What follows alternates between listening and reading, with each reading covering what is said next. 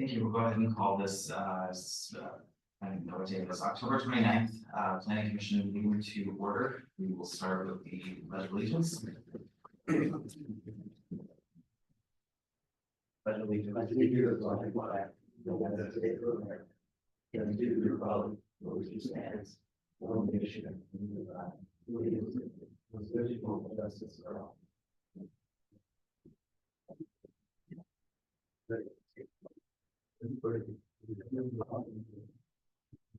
Welcome to the room. We'll go ahead and start with an introduction and start with you. I'm Wayne Wright, the picture. Adam McCoskey, the Planning Commission. And that's Stephanie Bailey, the Planning Commission. Paul Faulkner, Planning Commissioner.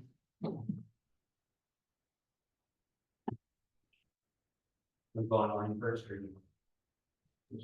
Oh, We're going to go around the room first and then go online.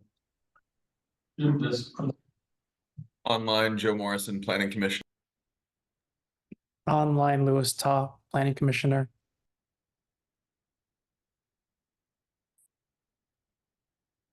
This is Assistant Planner.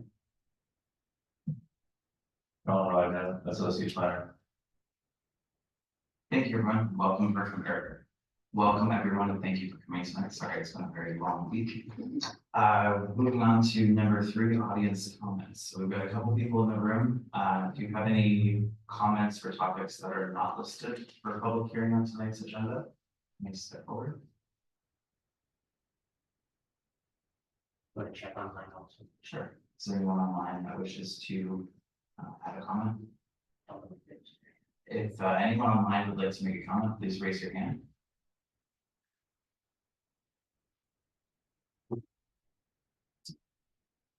Hearing none, we will move on to agenda item number 4, the approval of the minutes from the October 1st meeting. Did everyone get a chance to read the minutes? yeah. Are there any corrections to the minutes? Hearing none, I will entertain the motion. I would make a motion to approve the October 1st, 2024 meeting minutes as written. You want to second that? Thank you. And we'll go ahead and move on to the minutes have been approved. Thank you. Business item number 5, the public hearing continuation of the 2024 comprehensive plan periodic update. Sorry, we'll go ahead. Let's go ahead and hold the vote on the approval of the minutes. All in favor? Aye. Aye. Any nays? Hearing none, the meeting minutes are approved. Thank you. Now we'll go back to number 5. So continuation of the public hearing for the 2024 comprehensive plan periodic update. Right, good evening, planning commissioners and members of the public. I hope tonight is the end of what has been a 2-year process before the planning commission. Before the planning commission tonight is the continuation of our public hearing on the comprehensive plan, the 2024 periodic update. And at the conclusion of that hearing, if the planning commission chooses to close the hearing, the staff recommends that you discuss the comprehensive plan as presented and consider making a recommendation for approval to the city council. And there is a suggested motion in the staff report in your packet.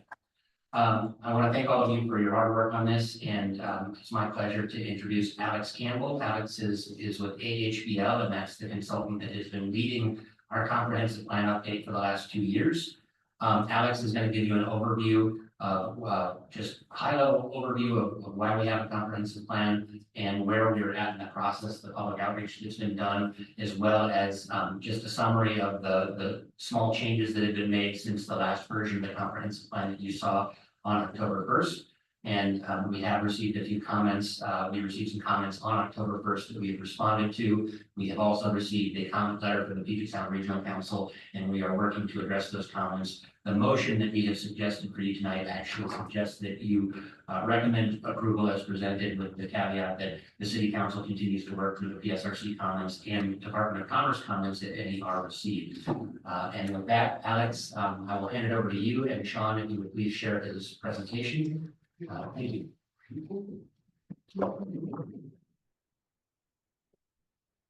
I have questions, Commissioner Wright, when you Can we see that letter from PSRC? Is it available to the commission? I'd like to see what they say. The letter is in your packet, it was sent last week. It's also listed in the table of contents that went out. It was in the packet, okay. Let's see. The elements and all comments. Great, thank you, everyone. Again, my name is Alex Campbell. I work with AHBL, planning and consulting firm that's been assisting city staff, and updating the 2024 city comprehensive plan.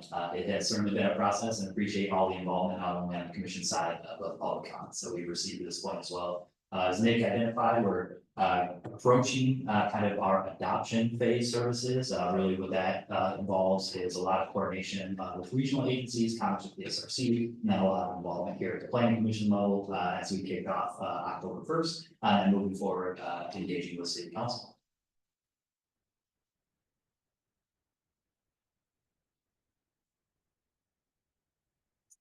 All right. It wouldn't be a planning commission meeting if we didn't run into a technical hiccup. Seems to be the trend so far, so appreciate the patience here.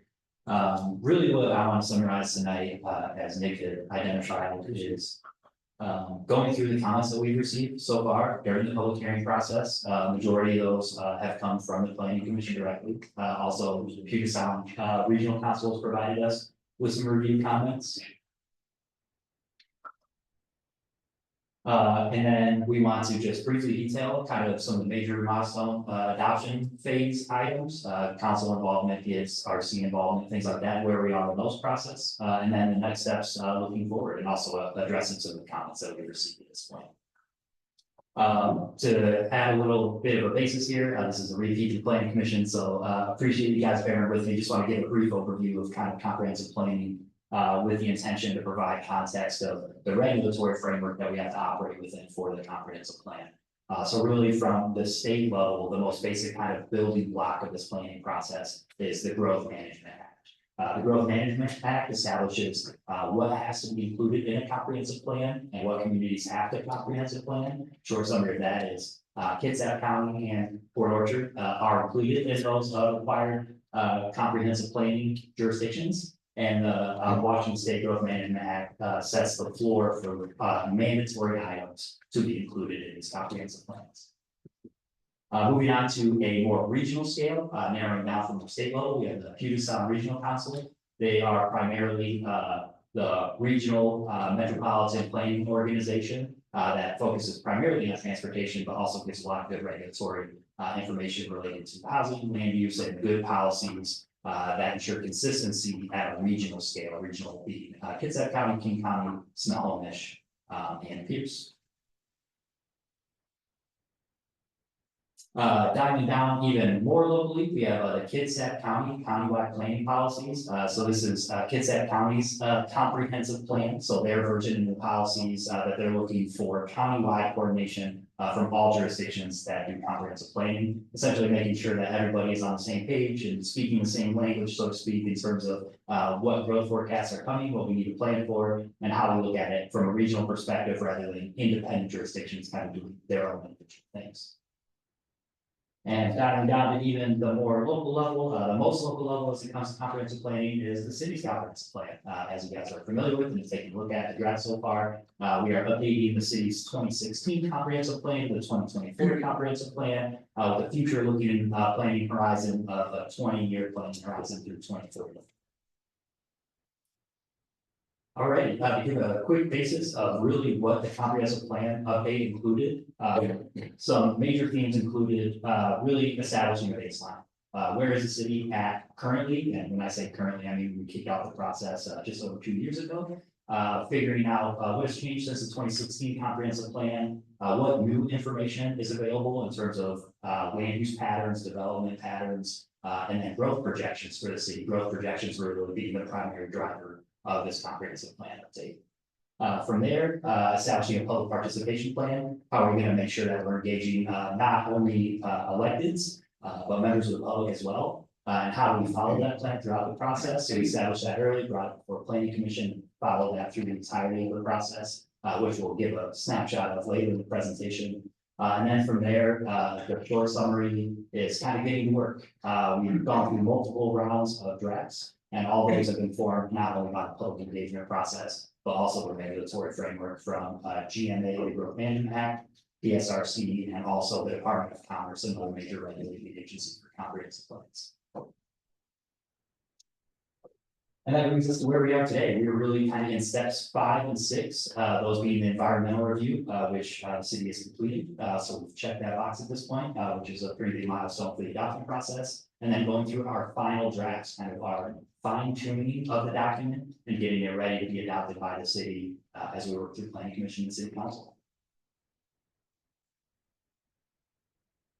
So this is really just a brief snapshot of our public engagement. And really that's just to say that we've done a lot of outreach in a variety of different methods, going back to early January in 2023, I'm sorry, 2022, even a year before that. That was really our kickoff of this project. We didn't have the attendance that we were looking for necessarily at that meeting, so we decided to backfill our public engagement effort with an online engagement platform, Social Pinpoint. And really what we've tried to do is duplicate in-person engagement and online engagement with the same types of questions, boards, and interactive response opportunities that any member could entertain, whether they took kind of our surveys and feedback online or in person. There's been multiple non-meeting public engagement, that includes the farmers market and the online engagement. And then obviously, as you guys are pretty well keyed into, a lot of rounds of review at the planning commission level, and then also at the city council level. And all of that information gets distilled into revised drafts that we've been updating throughout this 2-year process. So in terms of these major milestones that I alluded to earlier, one of the first major milestones is checking off the simple environmental review. The city issued their determination of non-significance on the comprehensive plan update, and that has gone through the process and is now adopted, following comprehensive plan update through the rest of the process. Next major milestone is a 60-day notice to adopt or intent to adopt with the Department of Commerce. Essentially what that is packaging up all the work that we've done, sending it to Commerce and saying, hey, we're getting pretty close here. Give us your thoughts in terms of Commerce, your regulatory authority, and how we're doing on our comprehensive plan update to check all those boxes. Today, we're still waiting to hear back from Commerce for that information, which is pretty typical in the process. Some of the other comprehensive plans that we're working on, primarily in King County, are in a similar boat, waiting for Commerce. Commerce has all these jurisdictions submitting. So once we get that information, similar to the PSRC process included in the packet, we'll take that information, figure out what we can update immediately, what's kind of a giving item, what we need to distill further with the consulting team, if there's larger ramifications, and then get that information updated and take it back to city council. Another major milestone is our PSRC involvement, and that is reflected in the packet tonight, and we'll briefly discuss those comments here shortly. Planning commission review and recommendation to council. That is what we're hopeful to have received tonight, following any questions and public comments coming from the presentation. And then city council review and adoption. City council has been involved in this update process already. They've been informed and seen some of these draft elements, but really will transition from the planning commission process to fully diving into the council process following a formal recommendation. So tonight's meeting, really kind of what I want to focus on is the comments that we've received so far and highlighting the vast amount of information that you guys have before you in your packet. And those packets are not small, but I appreciate the amount of effort. The comprehensive plan also is not small, so it's just kind of a slog to get through sometimes, but it is all regulatory information that's going to guide policy decisions in the future. So again, appreciate the efforts. What you have in the packet so far is all 10 chapters of the comprehensive plan, each individual element. Element chapter number 10, climate change, being a new element, following regulatory guidance from Commerce on that element. And then also our appendices, updated items for those include our comprehensive plan land use map, our plans adopted by reference, and really those are just primarily related to adopting current versions of those plans. And then our 2 new sub-area plans that you guys have been reviewing, Bethel London site. As a part of this process, as we're going through the sub-area planning efforts and identifying areas of major change, there's also been some zoning changes that you guys have been made aware of, and nothing, to my recollection, offhand has changed in terms of zoning designations from the last time that you guys have seen these plans. And if that is not 100% accurate, I'll have Jim fact check me following the meeting. Just provide a brief update for the sub-area plans. A lot of the information that has changed since kind of midsummer when we did our workshop for the sub-area plans at the library. Really is related to establishing a preferred alternative and what that means, and then putting in an action plan of how to get to the ultimate development. So incremental development over time to ensure all this doesn't happen overnight. So these sub-area plans are really laying the groundwork of how do we get there in the future. And similar approach with Sedgwick Bethel. You'll notice that these two plans are formatted very similarly, and that is intentionally done. A lot of the framework or kind of building blocks for this area is the same between these two sub-area plans, with Bethel being really kind of a major spot in that connects the two. Okay, so diving into some of our comments, really what I want to do is just summarize what we've heard. I won't go through all this information line by line, but do want to identify the changes that we've been making in response to some of the comments that we've heard. Some of the public comments that we heard at the October 1st meeting were related to transportation and primarily bicycle infrastructure. There was a concern that the comprehensive plan wasn't getting far enough along to provide protected bicycle lanes, particularly in the sub areas, was a primary concern. So we've gone back and tried to strengthen some of our policy language within the transportation element. Policy T17 in particular was updated just to add a little bit more verbiage. One of the challenges that we have with dictating where these alignments go in the comprehensive plan is, again, this is a forward-looking document, and really a lot of those alignments get established in association with development activities. So there's a limit to how far we can go within a comprehensive plan. But we did strengthen the language not only in our transportation element, but sub-area plans, referencing really the primary guiding goal is to provide that type of separated pathway, multi-use pathway in sub-areas. Additional concerns came primarily around affordable housing or multi-family housing development, and some of the language included in the policies for impact fees in particular. So what we did was we revised the land use element to take out references to modifying impact fees in response to variable growth rates. And really the idea that there's primarily legal impact fees are established with a strong legal backing. And we just want to be cognizant of recommending policy language in the comprehensive plan, which may or may not be consistent with state law requirements related to impact fees. So the policies are still in place of how to respond to variable growth rates. You have to leave those policies in their entirety, but we have taken out specifically the impact fee section of 3 different policies and plans in response to that. Additionally, we kind of added some more specifics related to how we streamline the permit process. And a lot of those recommendations really came from the city's adopted housing action plan. So the city had good policy material already adopted related to that information. Excuse me. Was just pulling that information into a comprehensive plan and making it more explicit and then consistent between documents. And then a global comment that we received a couple different times is just really focusing on formatting, terminology consistency, and general document cleanup. And we did pass a polish round on this version that you guys have before you. But there are additional edits that we expect not from Commerce, but the City Council review process. So that is an ongoing effort. In terms of PSRC's review, so PSRC gave us some review comments. Some of the items were easily modified in the comprehensive plan to say, yeah, we can get a little bit closer to that policy material. Some of the items we need to take a little bit closer look at to make sure our approach is consistent not only with PSRC's expectations, but the Department of Commerce's and Commerce's guidance for how to assess those items. So one of the items included adding language related to tribal treaty rights and interagency coordination. And there's a new goal and a policy and land use element specifically addressing that item. PSRC asked us to take a closer look at our transportation element, specifically for revenue shortfall situations.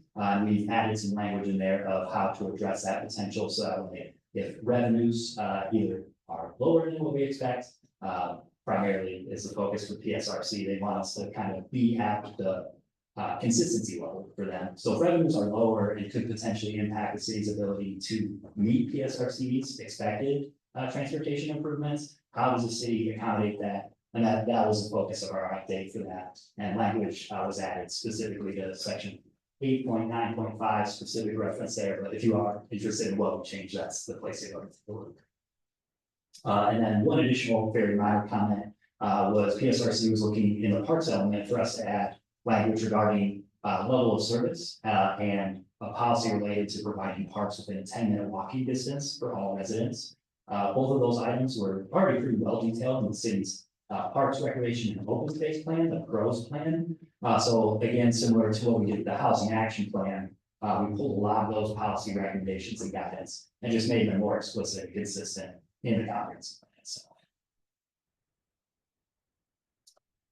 So additional work that we need to do for PSRC. PSRC identified ADUs and how they were being established in income band ranges. And the short of what we need to do there is just go back and verify that our approach is consistent with Commerce. We're confident that it is. And PSRC, I think we just need to paint the picture a little bit more clearly for them of how we've gone through Commerce's guidance and applied it to the city. And allocated ADUs in the income bands that we have. PSRC was looking for additional information regarding housing tools and incentives, and then housing needs coming out of the Housing Action Plan. And the short of that is similar to previous answer. What we're going to do is we'll take a look at the Housing Action Plan, pull recommendations that is good policy language related to this comment, and bring it into the comprehensive plan again, just so it's more explicit. The language already exists. We can point to the Housing Action Plan, but it's easy to lose information or attention when you're playing in multiple directions. So let's grab all the good info, drop it in a comprehensive plan, and just make it clear and consistent between multiple documents. So with that, I think that's a summary of kind of everything that we've done in the past 2+ years, a very brief summary. Appreciate you guys staying involved in the process, and the process will continue. So very interested to hear any additional items that you guys have, and looking forward to kind of restarting the engagement process with City Council with our final drafts. Thank you.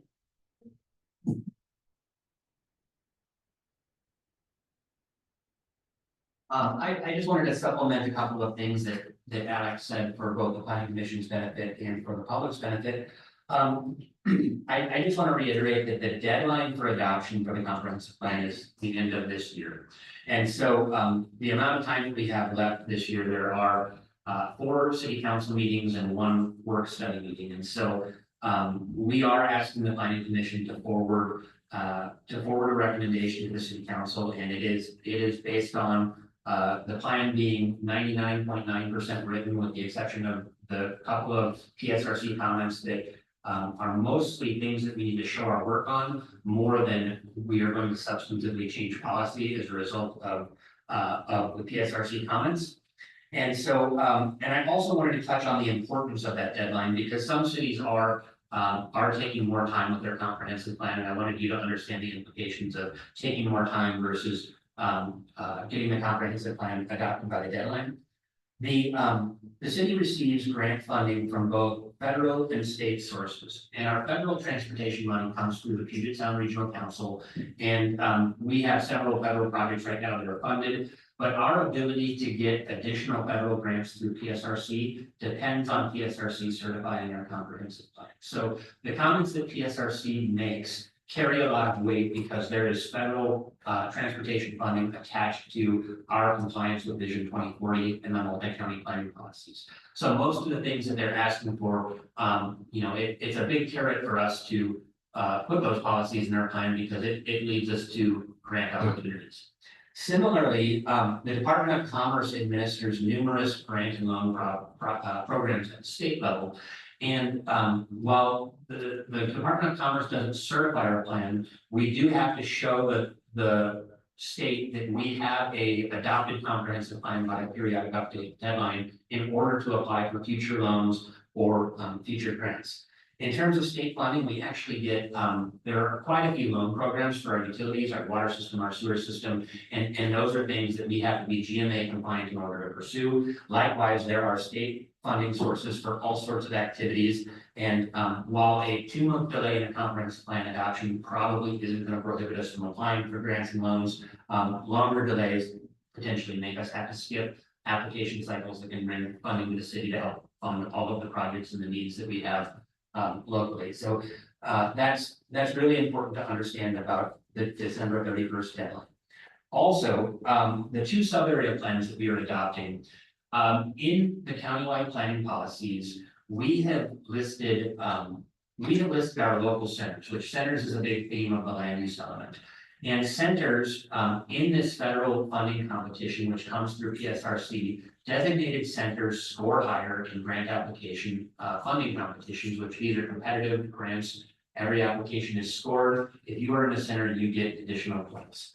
And so the 2 sub areas in the Bethel corridor, part of the reason that we are developing sub areas is because we want to be able to go after funding to help fund those Bethel improvements. Currently, we are doing Bethel phase 1, which is in the design process right now, and is going to be moving into the right-of-way acquisition phase very soon. And so that's at about a 30% design, and I believe our right-of-way agents will get to work on acquiring the needed right-of-way next year.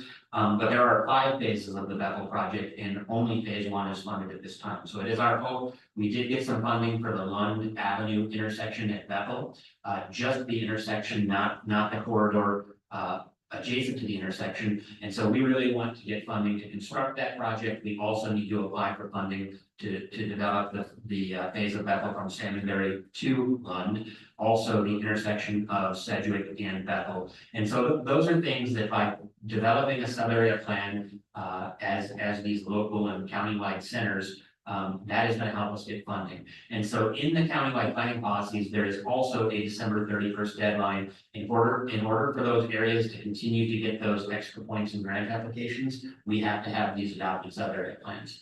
And so I know that some of the sub-consultants who worked on that were a little slow in getting some other materials to us this summer. And so I feel like I would like to spend more time on it. We are sort of at a deadline where it's get this adopted or potentially lose out on these future opportunities. And so I want the planning commission to just understand those concerns and why we are really recommending advancing the plan tonight. With that, I think that it would be a good time for, I don't know if you want to open the public hearing now, or Jim, if you have anything you want to supplement from the presentation that we missed. No, I think Alex and Nick covered it all. I just say that informally, we've had discussion with Commerce, and they implied that they have no real issue with the drafts that we provided them last month. So we anticipate receiving some sort of comments by the end of the month. And all on track. Right, so with that, I would recommend that you reopen the public hearing, take testimony, and then close the hearing and begin your deliberations. And if the testimony received generates questions, or if the packet, if you have questions about the plan or any suggested revisions, we should start talking about those this evening. Thank you, Nick, and thank you, Alex. So on that, we will go ahead and reopen the public hearing. Does anybody in the room wish to make a comment? Is there anybody online who wishes to make a comment? If you do, please raise your hand on Zoom.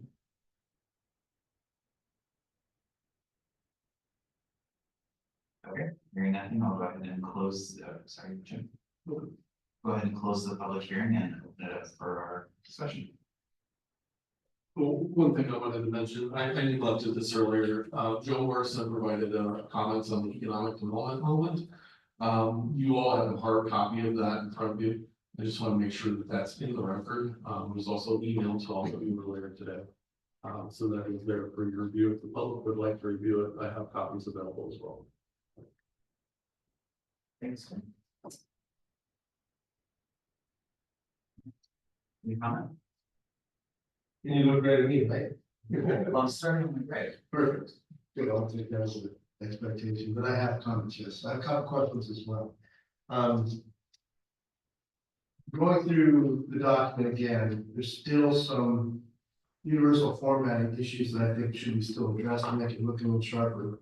But I want to start off by kind of giving a bit of a summary for anybody that's listening. This comp plan has 10 chapters in it.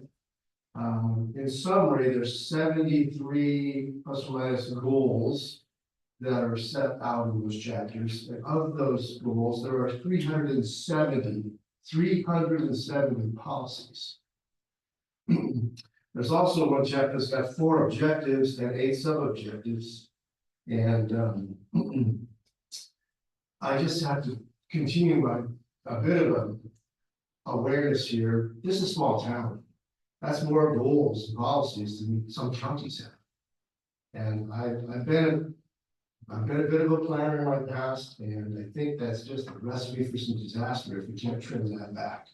I want to put this on the record because I think there's just overkill in the policies and goals. I think they could have been combined. I think they could have been streamlined. And I think that going forward, if we don't do this, you can definitely get a project that comes to the city council or the city or the development staff that's going to get sideways with some of this stuff. There's going to be that project that's not going to meet this goal and this policy that's going to violate another one because there's just too much. So I wanted to make that comment. There's another, the transportation chapter number 8 has quite a bit of new information in it that was missing from before. I appreciate that. There's one thing that I didn't quite understand, and there's in a revenue forecast, it talks about transfers and other income sources. And that's all it says. There's no identification of what those transfers are from, what those other sources are. And I made a comment originally on transportation that is way too detailed. That chapter in my mind is just over the top detailed. And it should have been made simpler, but since it's not, that's a question that we should be expecting from somebody in the public to say, where is this transfer coming from? What is the source? Because it's not identified. It's $10 million, so it's a pretty hefty sum. Let's see. Those are my primary comments. Other than, I also want to make one last comment. I made this before. Chapter 10 climate change is not required. We are doing this proactively. I want to make sure that that's on the record for everybody to hear. I'm opposed to including it in this document. I don't think we need it. I understand why you want it, but I think we could have incorporated this element a little bit more softly and let the evolution of this whole topic become more aware that it's required. That would be my, I want to reiterate that comment as well. Okay, I'm done. Thanks. Thank you. Would you like any discussion or response from staff on those as we go, or do you prefer to go down the line first? I think let's go down the line and get comments and questions out. That works for That's fine, yeah. No, I think I have a issue right now. So like I've been involved in the process, not all since the beginning, but since a good chunk of about a year and a half of it, and I can see the amount of work that's been put in by both the HBL, city staff, the meager, additions I've been able to add or comments I've been able to add myself. But it's been a very exhausting process, and we're coming up on the deadline as Nick had said. In terms of a lot of the corrections that have been made over the past few meetings, I've seen most of them in regards to clarity, some in terms of semantics, some in terms of language that's being used. But in terms of actual policy changes, there hasn't really been a ton of interest in that realm, right? More or less the clarity, more or less diving and making things more clear to the public or to the reader. And that being the case, that a lot of, especially with even with PSRC, as Alex had mentioned, a lot of that, those corrections or that have been suggested have alluded to policies and rhetoric that we already have in other sources. I think that we should be more cognizant of the deadline coming up, and I wouldn't want Forger to miss out on any of the opportunities to get a lot of loan funding for the sake of clarity in this direction of that. In terms of Commissioner Wright's comments regarding the density of the document itself, I can certainly see the concern. In terms of Forger being a small town, however, I've seen it grow since I was a kid, from a town of just over 10,000 already to now we're around 18,000. That's just within the city limits. That's not even including the the urban growth area. And certainly not including the surrounding area. There's a lot of people, of course, who work in Bremerton, who work in Seattle, who work even as far as Tacoma and live in Port Orchard. So although the city itself maybe can maybe represented as small, it's certainly part of a larger community that I think is worthy of that sort of density, as well as looking at the plan as a long distance document over the next 20 years or so. Who knows where the growth is gonna actually be, the approximation of where that growth is gonna be. And so given that, it's more preparing the city of Port Orchard for not only 20 years down the line, new residents and new, commercial opportunities, but also new staff and new leaders, new public leaders, and a new planning commission that will be here. And so giving them the ability and those goals laid out for them to be able to construct policies and fund projects, in the future, I think is very valuable. So I see the density as a good thing.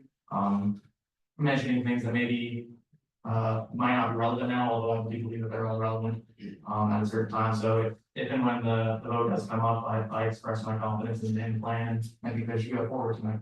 So. Thanks, Bob. We'll take it online. Any comments or questions from either of our commissioners online?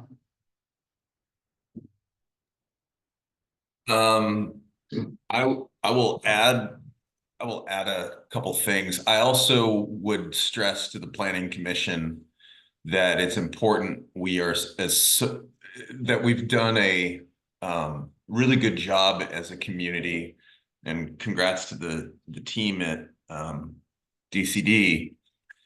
We've done a really good job of doing the thorough work since 2022, late 22, I think, to do this plan, which is sort of required by the jurisdictional ecosystem of Washington State.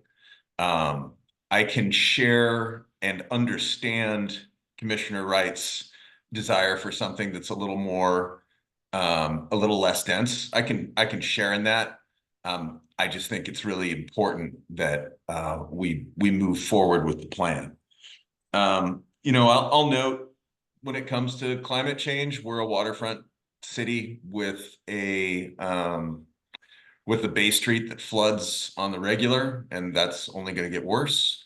So I'm more supportive of seeing that incorporated, but I can understand that, maybe it was additional work and it was optional. I also want to just say thanks to the team and the staff for incorporating the comments that were made in the last public meeting we held, the last public hearing, right? There were discussion about impact fees and permitting timelines and bicycle and the importance of that transportation. And I think it's to the credit of the staff that they incorporated that into the latest draft of the plan, so the public's really being heard. Thank you all to my fellow planning commissioners and staff. I think we're there. Commissioner Bob, any comments, questions? I'm good. Thank you. Okay, Steph, would you like to respond to the comments you heard? Yeah, I appreciate all the comments that have been received. Councilmember Wright, or Commissioner Wright's comments were the most specific with regard to the document and the policies, and so I would like to speak to those. First of all, the idea that the policies in the plan are going to hang up development permits, it's a little bit more complicated than that. And that is because our next step after adopting the comprehensive plan is we have to then go through the development regulations for the city to actually implement the comprehensive plan. So developments are not reviewed against comp plan policies. They are only reviewed against the adopted policies in our development regulations. And so in terms of the potential for projects to be hung up, that just means we have to do a really good job with our zoning code review that's going to start hopefully next month in December, when we start giving you an overview of implementing the middle housing changes, as well as some of the other changes that will be coming as a result of the comprehensive plan policies that are in the document today.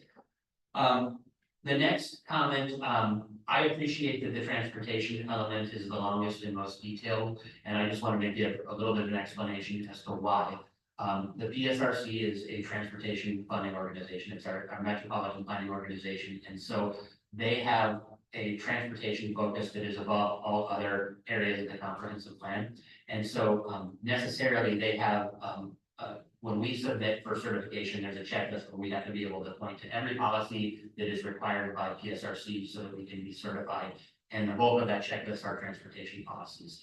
I think transportation was also, I know there's a number of goals in the Growth Management Act. I think it's up to 15 now. And transportation and coordination. I think when you actually look at state law and the Growth Management Act, there's a huge emphasis on transportation because that's really where all of the growth environment, everything sort of intersects with our movement of goods and peoples. And so it is necessarily long, and I don't love all the work that has to go into that in more detail, but it is something that we are checking a whole lot of boxes. In terms of the intergovernmental transfers, so we have to show a funding plan for transportation. That's one of the requirements under law. Those transfers are typically, we have funding sources at the city where, like real estate excise tax, the city gets 2.25%, REIT 1 and then REIT 2, which are eligible for a variety of purposes. And so when we decide to put REIT towards a transportation project, it is an intergovernmental transfer from our REIT fund to transportation. So that is, in most cases, what is being referred to. And when we meet with our finance department, his crystal ball only goes out as far as the known projects that we have. As we get grants, we put together a funding plan for that grant. And so that's really a snapshot in time of what we know today. It is certainly going to be different as soon as we have another project that is ready to move forward from planning into actual design and construction.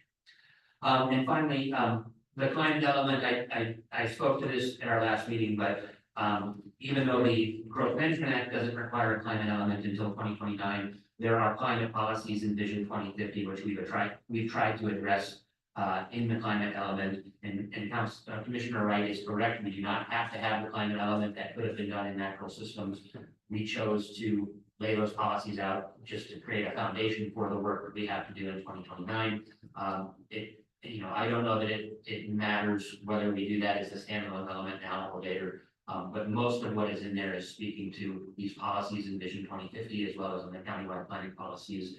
And there will be a lot more work on that in coming years, especially as the Department of Commerce releases their guidance on what is required of that element in terms of forecasting impacts. And other than that, if you have other questions, I'm happy to answer them. Otherwise, I think you have a suggested motion in your packet. I know that Commissioner Morrison also had some edits on the Economic Development Committee, and so that's probably where we should go next in terms of discussion. Were there, Commissioner Morrison, did you have any additional comments on your notes on chapter 6?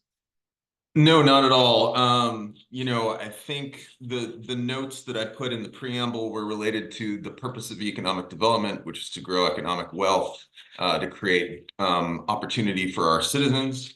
I noted the importance of growing our own industrial park, and I added policy ED8, which states that the city shall undertake efforts to redevelop its downtown in the interest of vibrancy, community, and small business. The city's doing this. It has a very significant community center that it has been working toward for some time. I think all of us can recognize the importance of downtown, and it's a years-long process to redevelopment. So it really should be in our comprehensive plan. And those were the focus of my comments. I'm happy to answer any questions from the commissioners. I believe you have emailed copies and/or hard copies. If there are any questions, or I'm also more than happy to entertain a motion. There's no further discussion. I'll make a motion. And I will move to recommend approval to the City Council of the comprehensive plan as presented, inclusive of my comments. Further recommending that the City Council review PSRC comments and any provided by the Department of Commerce, and any further letters submitted by those entities related to this plan. Second. Go ahead and take it to a vote. All in favor? Aye. Aye. I, Any opposed? So due to the vote, the motion carries. We'll go ahead and move that on to the city council.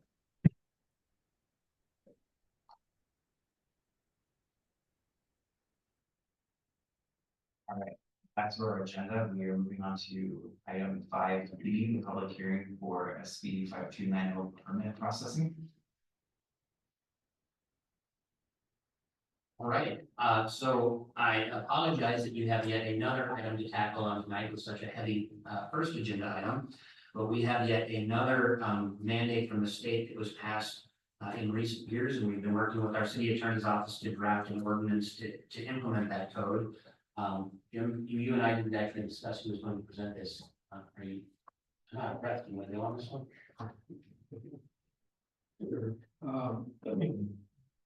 Good evening. Jim Best, Principal Planner, City of Port Orchard. City of Port Orchard is considering an ordinance to amend Title 20 of the Port Orchard Municipal Code to align with new requirements of Senate Bill 5290, which becomes effective at the beginning of the year. The state law was passed in 2023, sets up updated deadlines for project permit processing, and includes options for local governments to avoid partial permit fee refunds by implementing specific operational adjustments. These adjustments include options like using on-call permitting staff, budgeting additional staff based on permit revenue, and making pre-application meetings optional. Compliance, city proposes to amend several sections of the municipal code, specifically those covering project permit procedures and timelines. These updates will ensure that the city meets the new state imposed deadlines and operational requirements for processing permits. If these amendments are not adopted by the end of the year, the city would be out of compliance with state law. Proposed changes have gone through environmental review, resulting in the determination of non-significance. Notice of this public hearing was issued in accordance with requirements of Port Orchard Municipal Code 20.25. And the city has since requested expedited review by the Department of Commerce. At this time, staff recommends the planning commission open a public hearing to take testimony on the proposed amendment, deliberate and close the hearing, and make a recommendation to the city council to approve these amendments as presented. Go ahead and open up the public hearing portion. If anybody in the room would like to make comments. Seeing none, I will take it to Zoom. If you would like to make a comment, please raise your hand on Zoom. Seeing none, we will go ahead and close the public hearing and open it up for discussion.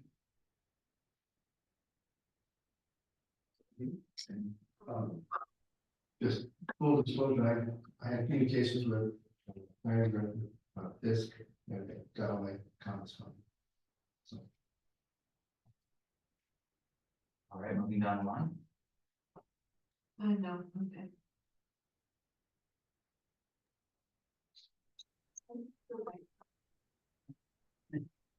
I was gonna suggest that I give you a little more information.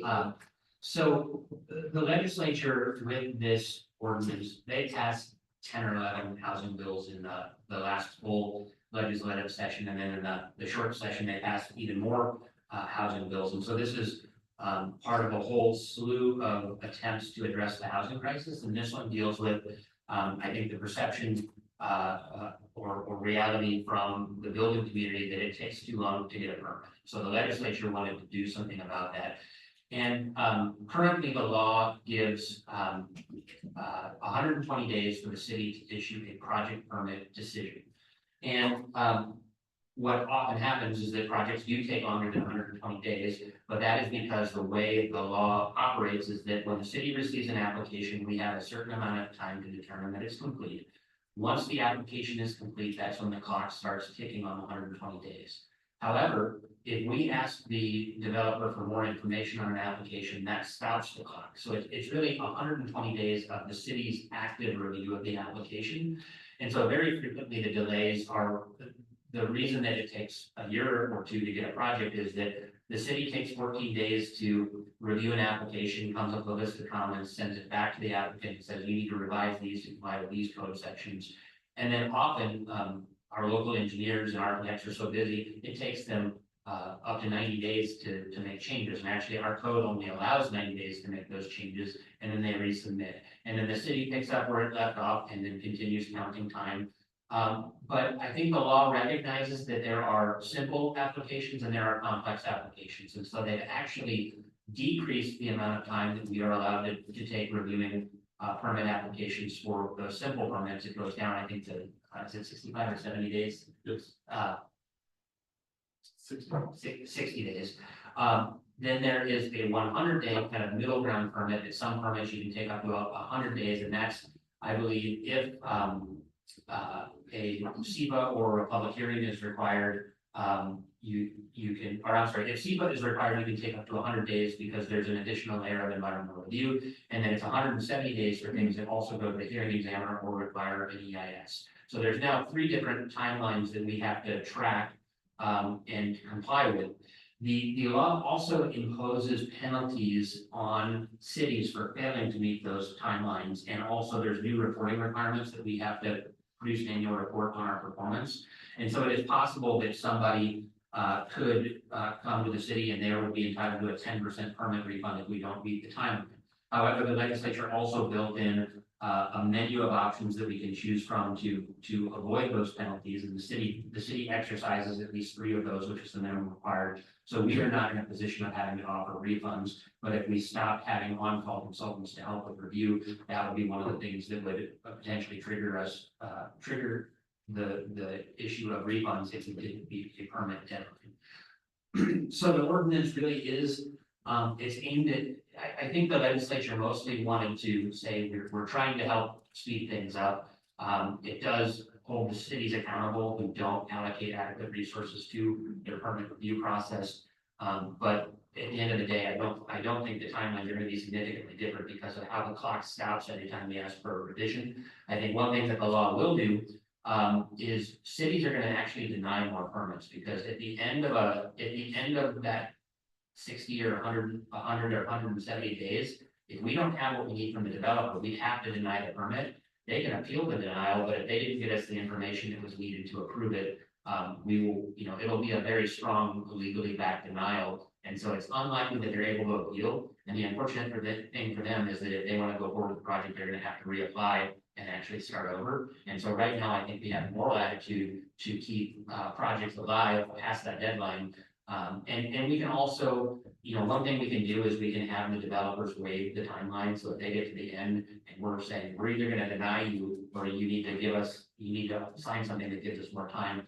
I think there is still room to offer more time so that we're not killing applications when they're nearing the finish line. So all in all, it doesn't change things that much for us, and it just created a whole lot of work and now more to keep track of. With this was prepared by our attorney's office. It's totally procedural. There's no substance in terms of performance standards or what can and can't be developed. It just changes the timelines for approval.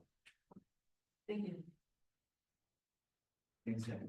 Any other comments or questions from the group? I have a comment. So to my understanding, the Senate bill was enacted in 2023. Today is October 2024. Why did we wait so long to ensure consistency with the bill? Well, I think, Sorry,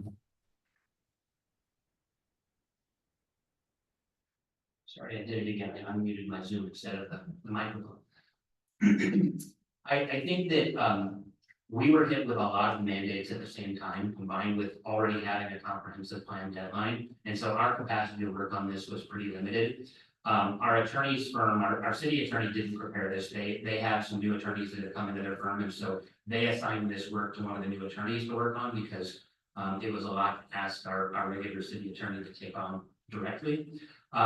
We've been working on this since May. We also had to coordinate with our permit center, the people who actually review the applications and try to understand their concerns.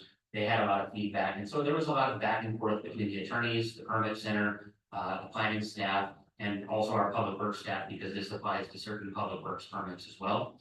And so we did email this out to the planning commission as soon as it was ready, almost a month ago, saying, hey, this is going to be added to the October meeting. And our initial thought was this would potentially allow us to skip the December meeting, but now we're looking at our work plan for next year and saying it actually would be really nice to get a head start on things for 2025 at the December meeting. So if you needed more time to review this, we can wait and revisit this at the December meeting. And then council would have 2 meetings remaining this year for their review and approval. But I don't think that the council's, I don't think this is a controversial thing because it's purely complying with the law.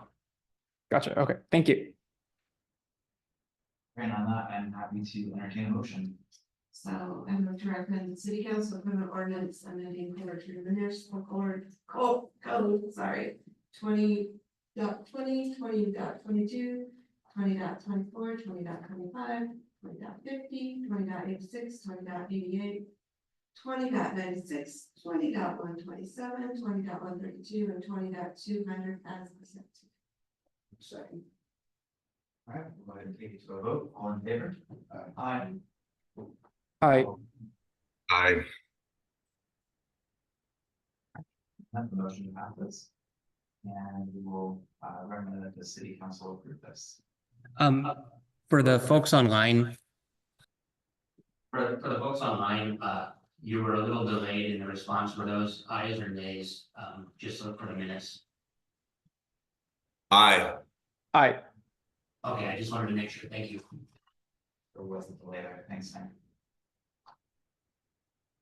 Okay, business item 5C, the director's report. That's back to you, Nick. Yeah, so first of all, thank you all so much for your hard work on the comprehensive plan. We are all looking forward to having this wrapped up here by the end of the year so that we can get started in the next wave of state mandated deadlines. Tonight, I wanted to have Connor actually share something with you. We launched a new park planning effort tonight for one of our new parks, and so Connor has put together a website. Hopefully you can share your screen here. Yeah.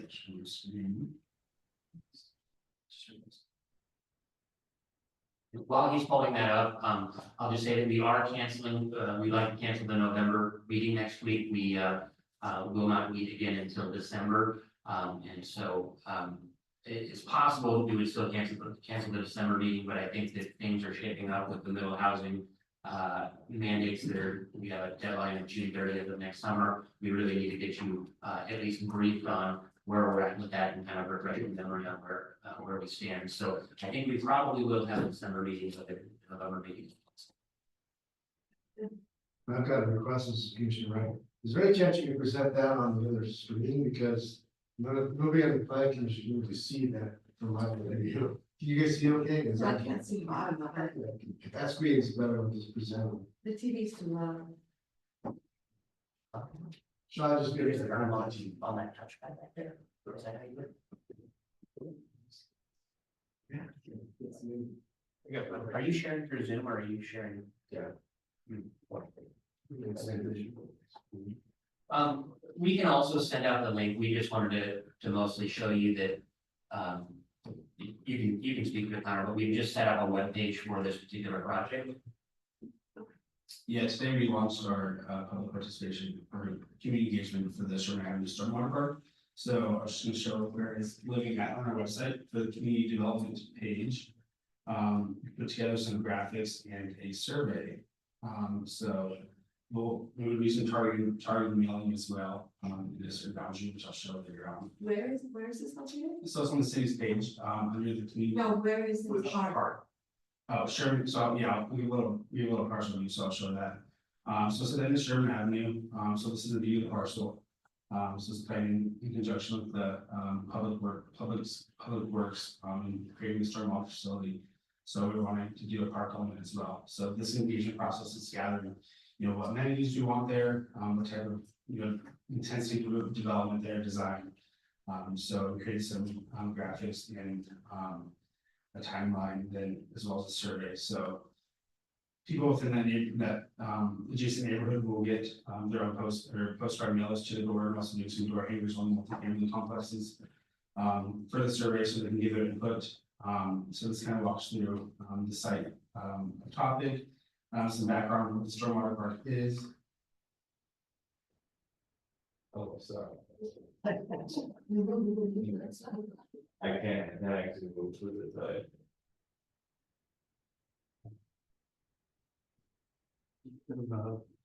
The park is located at the end of Sherman Avenue, right at the interchange of Sedgwick and SR 16. So just maybe you could give us a little bit of one of the goals and objectives of this park is the stormwater. So I'm assuming we're gonna be trying to capture some stormwater, make some water features and incorporate trails or something, but give us a little bit of an idea of what the goals and objectives of this. Yeah, so that's what the survey's gonna give us. We're gonna it's gonna gather kind of what the idea of what people want there. So do you want to do more of a natural park system, more structured? And so the survey kind of structures that on how it's kind of, that's what part of this whole public engagement process is how people want to see this park engaging with the stormwater facility that is proposed by Public Works. And I'll speak to the project. So the land that we acquired, we bought this about a year and a half, maybe 2 years ago now.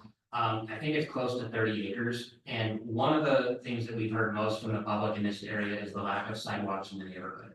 The reason that we can't put sidewalks in the neighborhood is that there is no regional stormwater facility to take care of the stormwater from any new curbs, gutters, swales, anything that we have to build in order to construct sidewalks with your new hard surfaces that generate runoff. And so the transportation improvements we want to make in the neighborhood require a stormwater facility, but we actually bought the property with park and stormwater money. I think it was a 30-70 split or something. And so the primary purpose of the park is stormwater, but because there's remnants available, we want to create a neighborhood park. And one of the things that is done, the example that Connor has up on the screen, people are really working to integrate stormwater features as amenities rather than just a big fenced in pond. And so the idea is that we create a park that is both functional for stormwater, but also provides recreational opportunities. This effort that Connor is speaking about is really about what recreational opportunities are desired. We're going to hire a consultant in all likelihood in the second half of next year to design the park. And so this is the outreach to figure out what should the engineer or the landscape architect actually put in the way of features. And so we're really targeting the neighborhood that was highlighted in that map because those are the people who live there and are most likely to use it. But we are doing outreach beyond that through Facebook and social media. So anybody can provide input, but we're going to do the door hangers on every apartment and we'll mail every address. When you have apartment complexes, you don't have the ability to figure out how many units, what the addresses of the units are. So we'll do door hangers for apartments, mailers for all the property owners to make sure that owners and tenants get the information. One other question I have, is this going to flow through to a stream or is it going to be contained and infiltrated? What's the plan for the stormwater, fate of the stormwater? Well, I think that's going to be informed to some extent by the geotechnical report and looking at the soils. I believe that our preference is for infiltration first and then emergency overflows in the event of a discharge, but we have to make sure that the facilities can be designed to actually infiltrate on this site. And the other question I have, just again, you're talking my world here. Are there opportunities for mitigation banking here for the city? Can we get some credits for some impact in the future? I'm just curious if it was tied up with the 30-70 split, can you get a mitigation option here? It might be possible, but I think that the stormwater features themselves are purely to comply with requirements for building out a street network. And so they're going to meet the requirements of the stormwater management manual for Western Washington first. If the stormwater features are created wetlands, it's possible that those the mitigation banking is available. I don't know that the city actually has the bandwidth to operate a mitigation bank, but it's something that we could consider as part of the process. How long is the survey of public engagement open?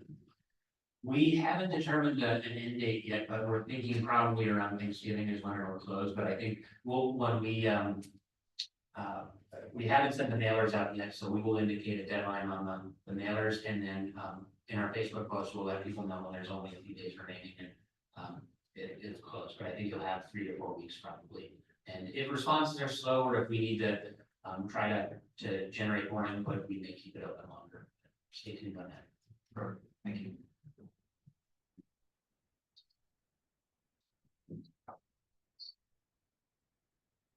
In terms of other directors' reports, I don't think I have any. Jim, do you? Oh, yeah, well, this is Connor's first time back at the planning commission in a year and a half because of the construction, and he was our intern last summer, and he started again in June, but you've only seen him online if at all.